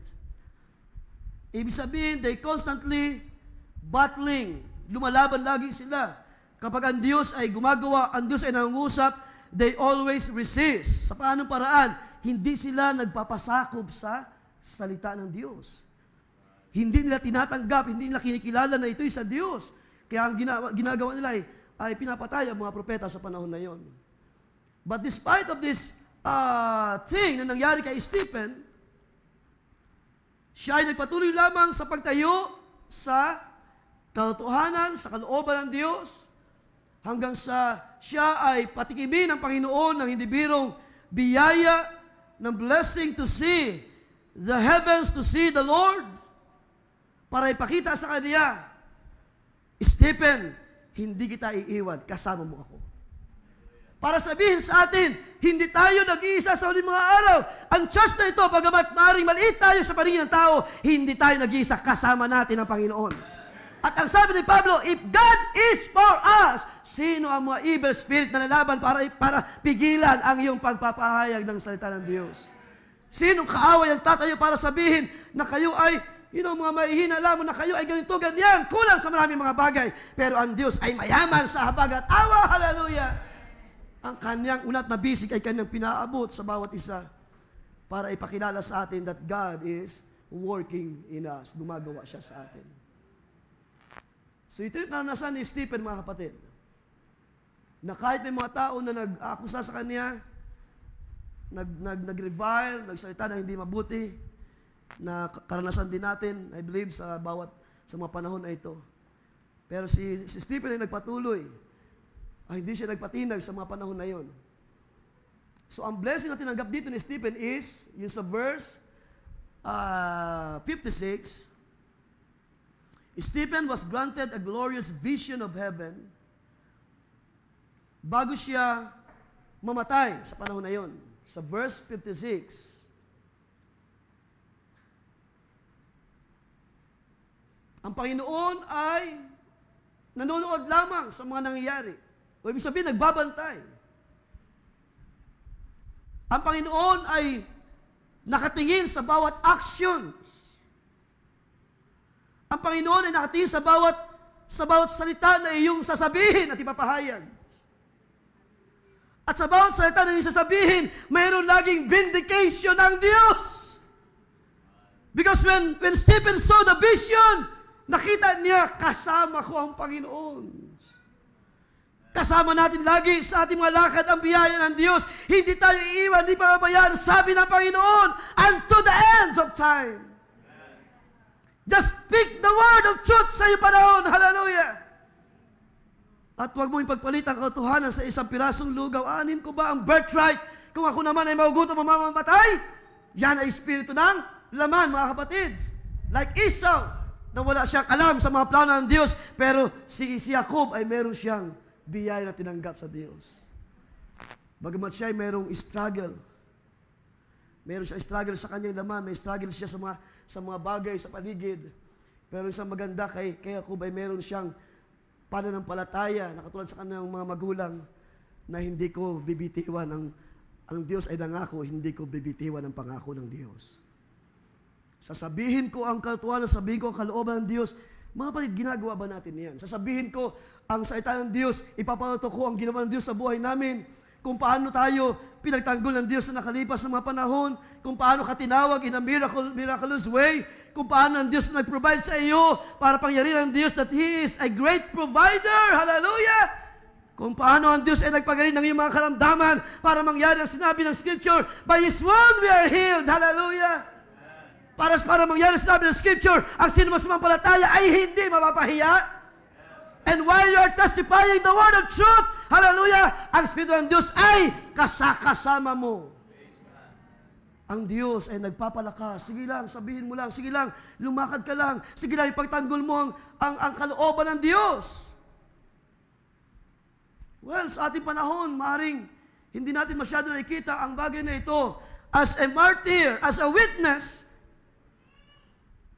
At minsan ay sa panahon ng mga gawain, na ipagpapalit pa natin ang gawain sa mga bagay sa lupa kaysa sa maglingkod sa Diyos. And that's the truth.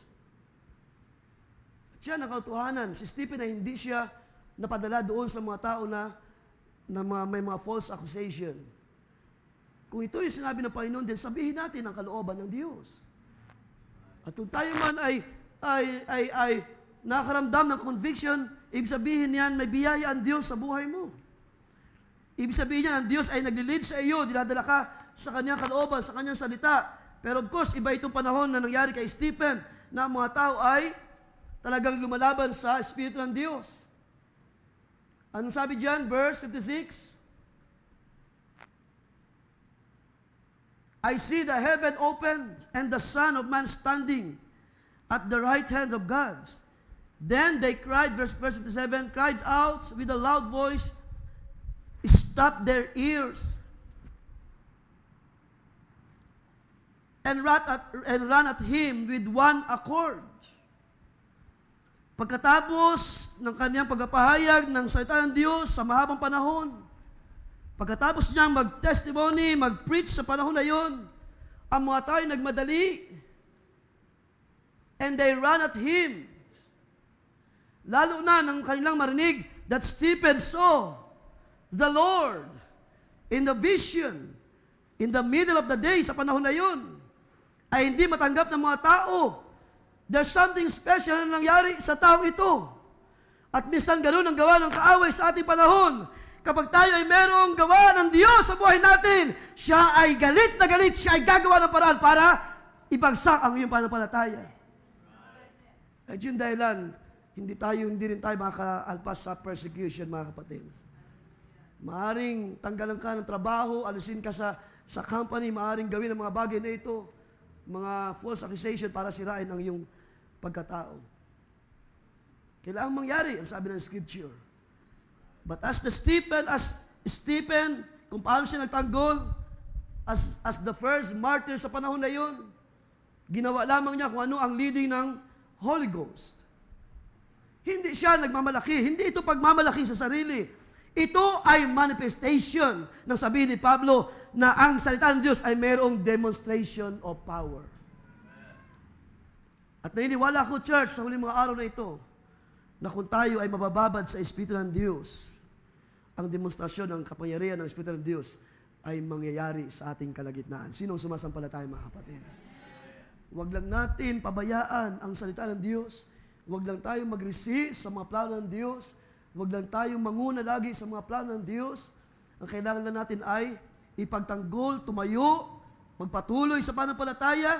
Kung tayo man ay persecute din, so be it. Because the Lord says, you are blessed. Kayo ay mga pinagpala. So Stephen was persecuted because of the truth. Dahil sa katwiran ng Diyos. Dahil hindi niya pinabayaan ang kanyang tinanggap na biyaya. Dahil hindi siya nagbabaya sa pagtuturo ng Espiritu ng Diyos at hindi niya ipinagpalit ang mga bagay na ito sa mga material na bagay.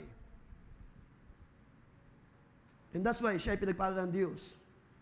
Binigyan siya ng pagkakataon to see the heavens. To see the Lord, to see what the Lord is doing sa buhay niya. At ito'y nakita rin, mga kapatid, ni Apostle John sa aklat ng Revelation natin tingnan. Because ang nangyari kay Stephen ay isa lamang bahagi ng marami pang persecution na mangyari. Considered as the first martyr, the witness.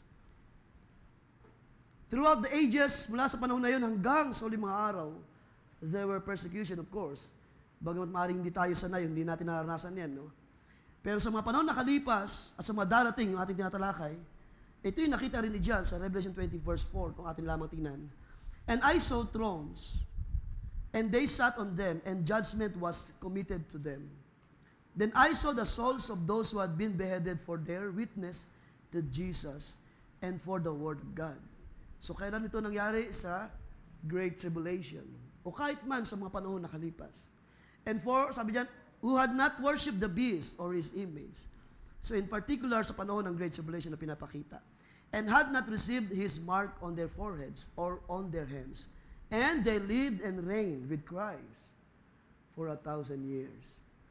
So ito yung pagpapala na naghihintay sa mga beheaded because of their witness to Jesus and the Word of God. Sila ay nakaranas ng hindi birong pag-uusig sa kamay ng mga mag-uusig, ng mga kaaway. Pero sila ay pinangakuan ng blessing, ng biyaya ng Diyos. Dahil sa panahon ng reign of Christ, sabi diyan, they live and reign with Christ. Nakita na ni John sa vision.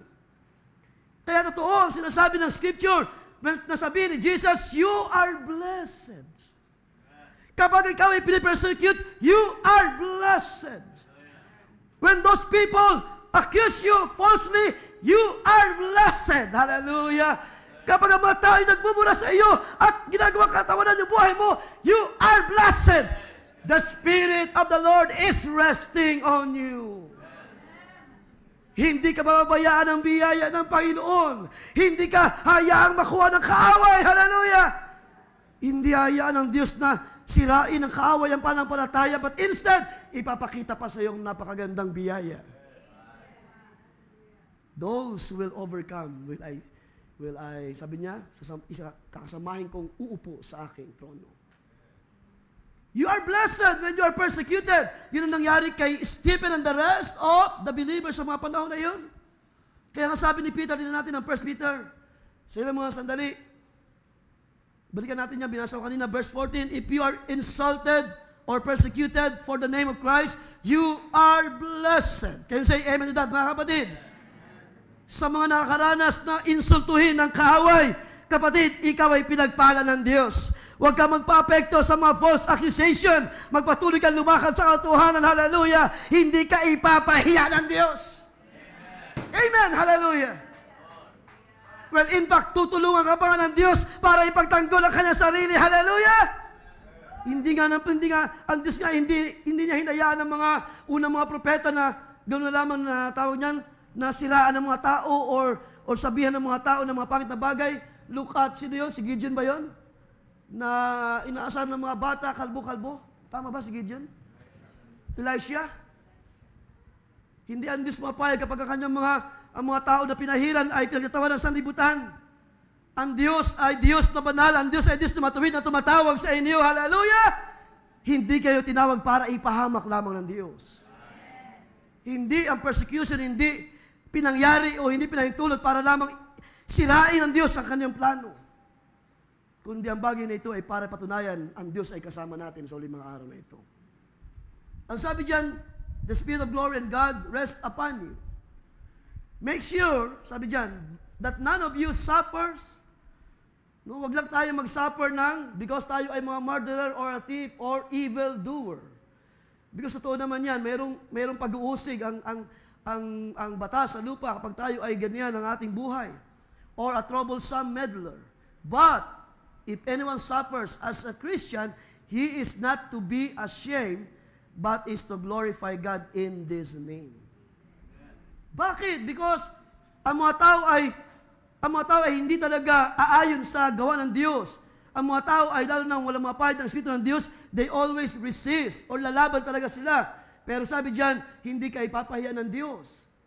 Kundi sa bagay na ito, ang Diyos ay maluluwalhati because ang Diyos ay naghanda na ng mabubuting bagay para sa iyo. At ang Diyos ay meron siyang ginagawa na pag-preserve or pagbabantay. Meron siyang, meron siyang mga anghel na pwedeng mag-deliver ng protection. At kung hindi ang Diyos magpahintulot, walang magagawang kaaway. Do you believe, church?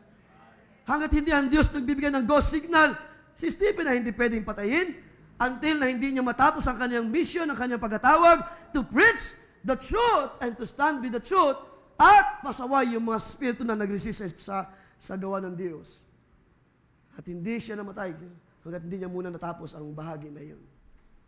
At yun din ang sinasabi ng Panginoon.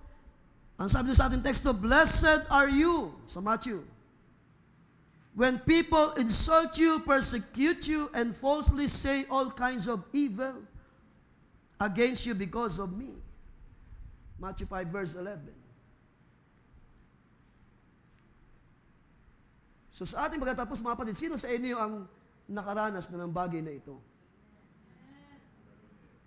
Sino sa inyo ang dumanas ng mga malulupit na mga words? Di ba?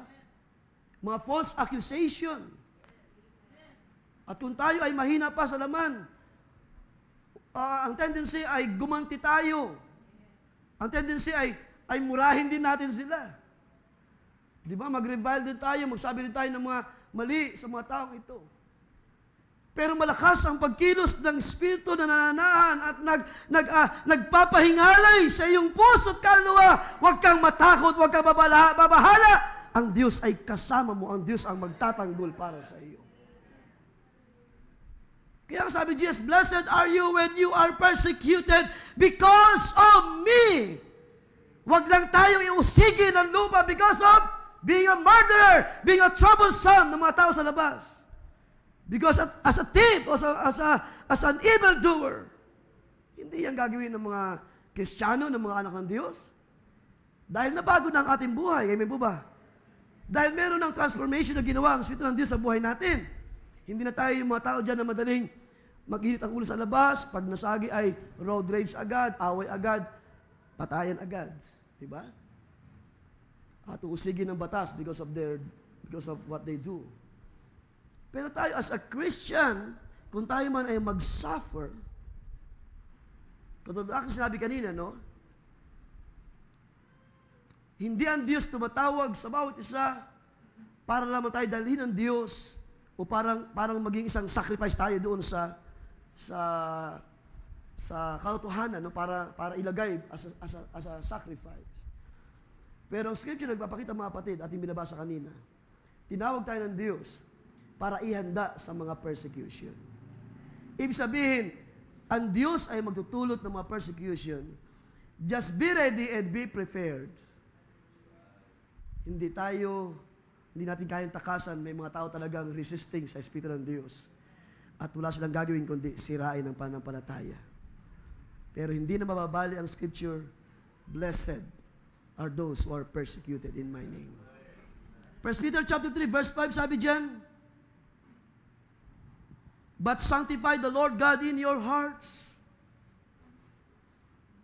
Atin pang pabanalin ang Panginoon sa ating mga buhay. Atin pang isanctify ang katawan na ito. Because ang Panginoon ay nananahan sa kanyang iglesia. Masanctify pa ang Diyos ating kalagitnaan by speaking the word of truth. By standing, hallelujah, sa kalooban ng Diyos, sa katuwiran ng Diyos. Ang sabi sa inyo kanina, huwag natin pabayaan ang katuwiran ng Diyos. Hallelujah. Sanctify the Lord in your hearts, in your sanctuary, in your fellowship. And always be ready to give a defense to everyone who asks you a reason for the hope that is in you with meekness and fear. Kaya nga hindi tayo tinuruan ng Espiritu ng Diyos para mag-revenge. Gawain niya ng mga tao na walang katotohanan. Kita niyo yung mga INC, di ba? Kapag nagigipit na yung isa sa miyembro nila, anong ang ginaganti ng mga taong ito? Pinapatay. At yan ay totoo, mga kapatid, hindi yan kayang pasinungalingan ng mga miyembro nito dahil may mga kaso, may mga pangyayari, may mga history na ganoon ang ginagawa ng mga taong ito. Pero as a Christian, as a martyr, as a witness, hindi natin kailangang gumanti. Sabihin mo lang, ang Diyos kay buhay, kapatid. Sabihin mo lang, ako'y tinawag ng Diyos, hindi sa kaguluhan, kundi sa kapayapaan. Kaya natin yung pansinin nyo, balikan natin sa dali yung Acts. Anong sabi dyan? Anong ginawa dyan ni Stephen? And they cast him out of the city and stoned him. So ito na, nangyari na yung pag-persecute just because Stephen is standing sa salita ng Diyos because of the Lord, because of the name of the Lord na kanyang pinagtanggol. Ang sabi dyan, and they cast him out of the city and stoned him, and the witnesses laid down their clothes at the feet of a young man named Saul. Sa panahon na yan, si Pablo, hindi pa Pablo, siya ay Saul na persecutor, or siya ay pinaka-head ng mga persecutor sa panahon na yan. And they stoned Stephen as he was calling on God and saying, Lord Jesus. Could you imagine? Siya ay nasa panahon ng persecution. Ang pagbabato ay hindi po instantly babawian ka ng buhay. Ito ay dahan-dahan na pagpatay sa tao na binabato hanggang siya ay mamatay. At habang ginagawa niya kay Stephen, ang kanyang puso at kaluluwa ay nagagalak sa Espiritu ng Diyos. Dahil hindi siya gumanti sa mga tao. Anong ginawa niya? Sabi niya, they stoned Stephen as he was calling on God and saying, na-imagine nyo ba habang binabato si Stephen, siya ay nagpupuri sa Diyos. Siya ay sumasamba pa rin sa Diyos. Siya ay nagpapasalamat pa rin sa pinahintulot ng Diyos sa Kanya. Kapag kayo ba ay na-persecute ng mga sanlibutan, mga kapatid, anong damdamin niyo? Nagagalit kayo, nagtatampo kayo, kayo ay nag-iinit, sa halip na kayo ay magpasalamat at magpuri sa Diyos. Kapag kayo ay minura, kapag kayo ay sinabihan ng pangit, sa halip na gumanti ay magpasalamat sa Diyos, magpuri sa Diyos. Hindi ba't yan ang Espiritu ng Diyos na mabuti sa atin? Na ginawa niya sa mga tao na ito na kanyang lingkod sa unang mga panahon. Because habang binabato siya, siya ay tumatawag pa rin sa Diyos. Not cursing those people. Because ang sabi niya sa dulo, sabi diyan, Lord Jesus, receive my spirit. Then he knelt down and cried out with a loud voice. Imagine nyo na lamang ang mga bato na dumadapo sa kanyang katawan, sa kanyang ulo, sa kanyang balikat, sa kanyang dibdib, sa kanyang likod. That created wounds na mag-reason of dying para siya ay manghina at mamatay. Pero habang paubos ang lakas, he's calling sa Diyos. Ang sabi niya, the Lord Jesus, receive my spirit. Hindi po napakadali ang mag-witness sa salita ng Diyos. Ang kapalit ay kamatayan kung kinakailangan, kung ipapahintulot ng Diyos. Then he knelt down and cried out with a loud voice. Sabi niya, Lord, do not charge them with this sin. And when he had said this, he fell asleep. Unti-unting binabawian ng buhay si Stephen, pero yung lumalabas sa kanyang puso is blessing. Huwag mo, Diyos, ipahintulot ang mga bagay na ito. Alam ni Stephen na ito ay kalooban ng Diyos. To be persecuted is, in a way, ay ang Diyos ang nagpapahintulot para mangyari ang kanyang sinabi, mapalad ang mga taong ito. Stephen is blessed. Unang-una na, bago siya bawian ng buhay, nakita niya ang luklukan ng Diyos. Nakita niya ang Panginoon nakatayo sa kaluwalhatian. Now, sabi ko sa inyo kanina, hindi tayo nabubuhay sa panahon ng martyrdom. At maaaring hindi natin maranasan ang bagay na ito. Pero hindi natin pwedeng sabihin, Panginoon, wag na sana. O wag nawang mangyari. Kundi tayo ay inihahanda lamang ng salita ng Diyos. Sila na nabubuhay na banal kay Kristo ay uusigin. Maaring hindi sa kamatayan, maaring pagsabihan ka ng mga salita na hindi maayos, pero who's willing to sacrifice? And who's willing to say, Lord, ang buhay ko ay sa iyo. Di ba sabi ni Jesus, ang nag-iingat ng buhay na ito ay mawawalan. Pero sila ng mga ibig mawalan dahil sa akin ay makakasumpong ng biyaya sa Diyos. Ibig sabihin, mamatay ka man dahil sa persecution, naghanda na ng biyaya ang Diyos. Sirain man ang kaaway ang katawan na ito, ang Diyos ay may nihandang isang bagong maluwalhating katawan. Kung ikamatay man ni Stephen ay kamatayan in the flesh, pero sabi ni Job, makikita ko ang aking manunubos sa araw na iyon. It's the word, it's the same faith sa panahon ng Old Testament na nadatnan sa panahon ng mga unang Kristiyano, hindi nila isinuko ang pananampalataya. They continue as the Lord leads them to do, to walk in the truth sa panahon na yan. As the Lord, sabi pa nga din sa Book of Acts, di ba? As the Spirit gave them utterance, they speak the truth sa kanilang panahon. Like Peter, nagkaroon siya ng katapangan para sabihin ang katotohanan. The same sa ating panahon, mga kapatid.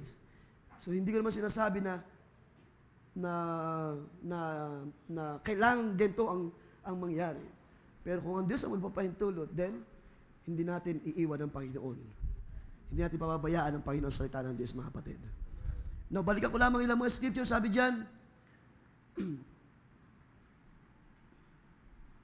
gawin natin, sabi diyan, with meekness and fear. Tulungan pa tayo ng Panginoon na i-defend ang truth, tumayo, magsalita. Di ba? Mga young people natin. Dahil hindi na bago yan, kahit noon, nung kami mga youth pa, ang mga young sisters ay talagang binubuli sa school. Kesyo mahaba ang buhok, kesyo losyang, sabi nila. Hindi na po bago yan, mga young people. Pero kung hindi kayo nakakaranas ng persecution, yung pagtuya-tuya, ibig sabihin, hindi nyo pinapakita ang salita ng Diyos. Kung kayo ay umaakto na tulad ng sanlibutan, wala sila nakikita ang anumang bagay sa inyo na ginagawa ng Diyos. Yun dahilan, hindi kayo nakaranas ng pag-uusig. Hindi kayo, ba?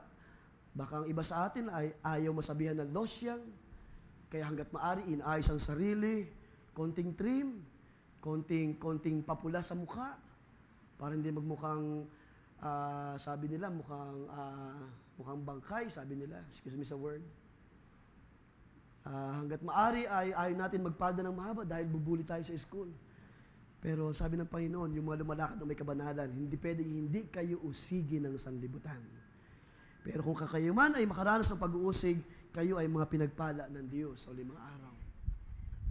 Then, anong gagawin natin? Magpatuloy sa pananampalataya.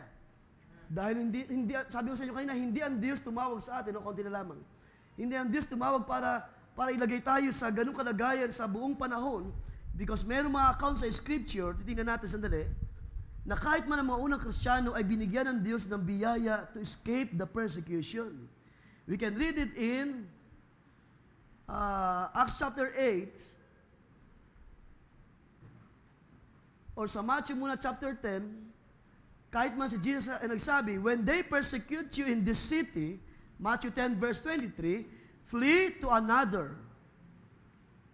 Kung kayo man usigin sa lugar na ito, then, punta kayo sa ibang lugar.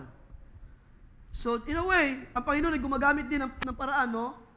Ibig sabihin, hindi talaga nakafocus doon na talagang dumaan ang mga Kristiyano sa hirap ng persecution. Kung meron naman pagkakataon na iwasan din, pwede natin iwasan. In a way na hindi natin i-compromise ang katotohanan. Pero kung, let's say, halimbawa lang sa school na nabubuli ang mga young people, kung alam mo na like ang binubuli, then huwag ka na lumapit doon sa mga tao na bully. Di ba?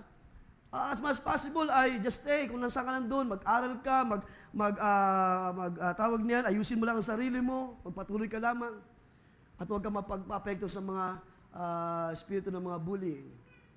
So, ibig sabihin, kung mayroon naman pagkakataon din, iwasan ang mga ganitong pangyayari. Acts chapter 8 verse 1. Ang sabi dyan, Saul was consenting to his death, and that time a great persecution arose against the church which was at Jerusalem, and they were all scattered throughout the regions of Judea and Samaria, except the apostles. So, ibig sabihin, gumagawa din sila ng paraan para at least maiwasan. Kung mayroong threat, may banta, of course. Kung mayroon dyan mga tao na nagbabanta na let's say, sasaktan ka, hanggat kaya mo iwasan mo lang. Huwag ka na makipagtitigan ng mata. Baka sabihin pa, Kristiyano ako, Brad. Diba? So hanggat iwasan, huwag natin patulan, huwag natin sabayan ang mga taong ito. Acts chapter 14, verse 1 to 7, even Paul and Barnabas, ay makikita nyo sila ay umalis doon sa isang lugar at tumakas sa isang syudad. So inyo na lang basahin yan. Wala na tayong oras. At magka-practice pa tayo. So ibig sabihin, hindi talaga ito yung pinaka-purpose ng pagtawag ng Diyos. Pero pwedeng mangyari. Kaya nga tayo pinaghahanda ng Diyos sa bagay na ito. At kung natin kalimutan, kung tayo man ay persecuted or pinipersecute, huwag niyo kalimutan na kayo ay pinagpala ng Diyos.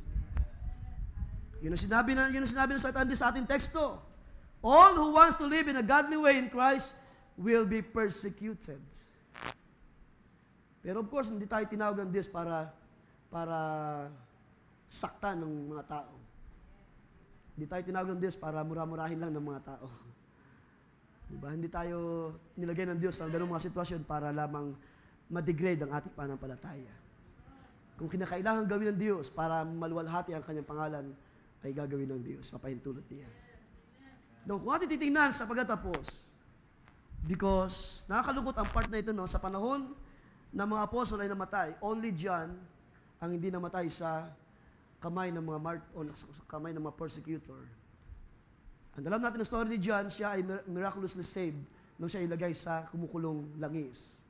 At siya ay namatay sa isang normal na kamatayan. Pero the rest of the apostles, itong 12 apostles na aking babanggitin, they were all died, persecuted, murdered, killed because of the faith. So, maaaring alam natin to, recall lang natin, si James, killed by Herod Agrippa sa Acts chapter 12. Pinatay siya ni Haring Herod because of the faith. Si Peter, tradition holds he was crucified upside down in Rome. So that was cruel. Si Pablo, beheaded in Rome.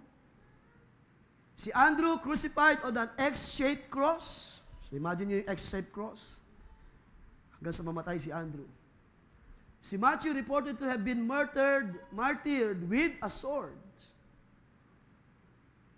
So could you imagine, ito yung karanasan ng mga unang Kristiyano, lalo ng mga apostles. Si Mark reported to have been dragged to death by horses in Alexandria. Habang siya ay hila-hila, nakatali, hila-hila ng kabayo, siya ay hila-hila, tumatakbo yung kabayo hanggang sa siya ay mamatay. See? Si Thomas, by tradition, says he was killed by a spear in India. Si Bartholomew, tradition says he was flayed alive. Sino nakakaunawa ng flayed? Si Bartholomew daw ay pinatay, binabalatan ng buhay. So you see? Dahil yun sa pananampalataya kay Kristo. Si Philemon, tradition says he was beheaded in Rome, like Paul. Si James, son of Alphaeus, tradition says he was martyred in Egypt. Si Simon the Zealot, tradition says he was crucified. Si Matthias, reported to have been stoned and then beheaded. So hindi lang nasiyahan sa batuhin siya, kundi siya ay pinigutan. So all of these servants persecuted until death. Pero salamat sa biyaya ng Diyos, hindi na kailangan ulitin niyo, mga kapatid. Wala tayo sa panahon ng martyrdom. Pero hindi rin sinasabi ng Scripture na hindi tayo uusigin ng mga tao. Hanggat tayo ay lumalakad sa katotohanan, ang pag-uusig ng kaaway ay susunod at susunod sa atin. Pero wag tayo matakot, ang Espiritu ng Diyos ay nananahan. Kaya nga si Pablo ay may pananampalataya at may katapangan sinabi, ano ang makapaghihiwalay sa atin kay Kristo? Sa mga nagtatanggol dito sa salita ng Diyos, sa mga lumalakad sa katuwiran ng salita ng Diyos, sino ang maghihiwalay sa iyo sa pag-ibig ni Kristo? Mga kapatid, maaari hindi natin maranasan ng mapugutan ng ulo, balatan ng buhay, ipako sa krus dahil sa pananampalataya, pero may mga bagay pwedeng mangyari sa atin na tayo ay agawin ng ating kalakasan sa pananampalataya. Sabi ni Pablo, anong pwedeng magkahiwalay o sino ang maghihiwalay sa atin sa pag-ibig ni Kristo? Alin? Famine, kahubaran, kagutuman, tabak. Even death, sabi ni Pablo, kasama na yung persecution, distress, tribulation, kawalan ng trabaho, kawalan ng makain, mangyari ng lahat. Sabi ni Pablo, ginawa ka ng Diyos na higit pa sa mapagtagumpay. And to think na ang Panginoon mismo nagsabi, ikaw ay pinagpala ko. Huwag ka matakot, huwag ka mabahala, huwag ka mabalisa. You are blessed if you are persecuted. Kung tayo may nakaranas ngayon ng mga kakulangan at mga bagay na wala tayo ngayon, kahinaan ng laman, ng lakas, may mga karamdaman man tayo ngayon, huwag mong iwanan ang salita ng Diyos. Huwag mong talikuran ng pananampalataya. Huwag mong layuan ang pagtawag ng Diyos. Huwag mong pabayaan ang mga gawa ng Diyos sa buhay mo. Dahil ang salita ng Diyos, ang kanyang Espiritu ay nagpapahingalay sa iyo. Ang biyaya ay gumagawa pa rin sa iyo, kapatid. Sino ang sumasampalataya sa umagang ito? Sumasampalataya ka ba? Hindi ka iniiwan ng Panginoon. Do you believe? Hindi ka pababayaan ng Diyos na nagkukumahig sa uling mga araw na ito. Hallelujah! Hindi ka pababayaan na ikaw ay mag-suffer sa kamay ng kaaway. Ang persecution ay pinapahintulot ng Diyos para ma-magnify at maluwalhati siya sa ating kalagitnaan. Hallelujah! Para patunayan na ang Diyos ay makapangyarihan na Diyos na tumawag sa iyo. Hallelujah! Ang Diyos ay maluwalhati sa buhay ng bawat isa. Ating palapakan ng Panginoon, mga kapatid. Ang Diyos ay may taas, ang Diyos ay maluklok sa kanyang trono. Siya ay ma-magnify sa buhay natin. Siya ay maluwalhati pa sa buhay ng iglesia. Tayo manalangin. Purihin ang Diyos, purihin ka, Panginoon, sa umagang ito. Sa iyo ay aming ibabalik ang lahat. Papuri at pasalamat. Sa iyo ang kadakilaan, O Diyos, na tumawag sa buhay namin. Sa iyo ang lahat ng papuri. Sa iyo na nag-ingat ng buhay. Sa iyo na nagtatapat sa iyong salita, O Diyos. Ikaw na hindi nagpabaya sa iyong iglesia sa nakalipas na mahaba ng panahon, O Diyos. Ikaw na nagsabi, Panginoon, I will be with you until the ends of time. At kahit man sa mga panahon na kami ay inuusig, hallelujah, Hindi mo kami iniwan ni pinabayaan man, Panginoon. Hindi mo kami pinagkulang ng kalakasan, O Diyos. Lord, like Stephen, when he was being stoned, ang kanyang puso ay tumatawag pa rin sa iyo, O Diyos. Hallelujah. Hindi siya nakaramdam ng anumang galit or pagbabanta sa mga tao. Ang Spirit of Christ ay nananahan sa kanya, O Diyos. Mababa ang kanyang puso. At nagawa pa niyang sabihin, huwag mo nawang hallelujah, na ituring ang kasalanan na ito sa mga tao. Dahil ang Diyos ang siyang nagpahintulot, ang Diyos ang nagbigay, ang Diyos ang bumabawi, hallelujah. Ang Diyos ang sumusugat, ang Diyos ang nagpapagaling ng sugat. Ang Diyos ang naglalagay ng mga circumstances. Ang Diyos din ang siyang nagpapayapa ng mga circumstances.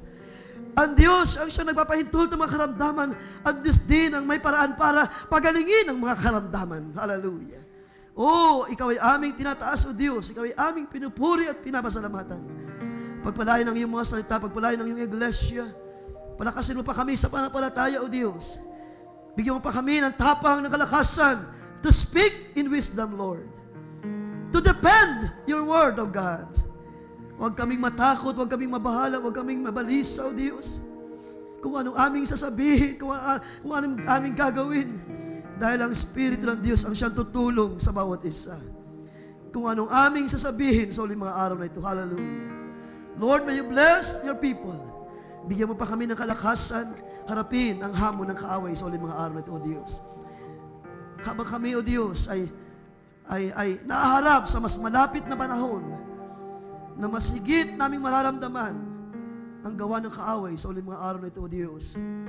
Ang pagsisiil, ang pag-uusig, hallelujah. Kung kami ay lalakad sa pananampalataya, ikaw ang nagsabi, O Diyos, sa bibig ng likod ng Apostol Pablo, hallelujah, na silang lumalakad na banal kay Kristo ay uusigin, hallelujah.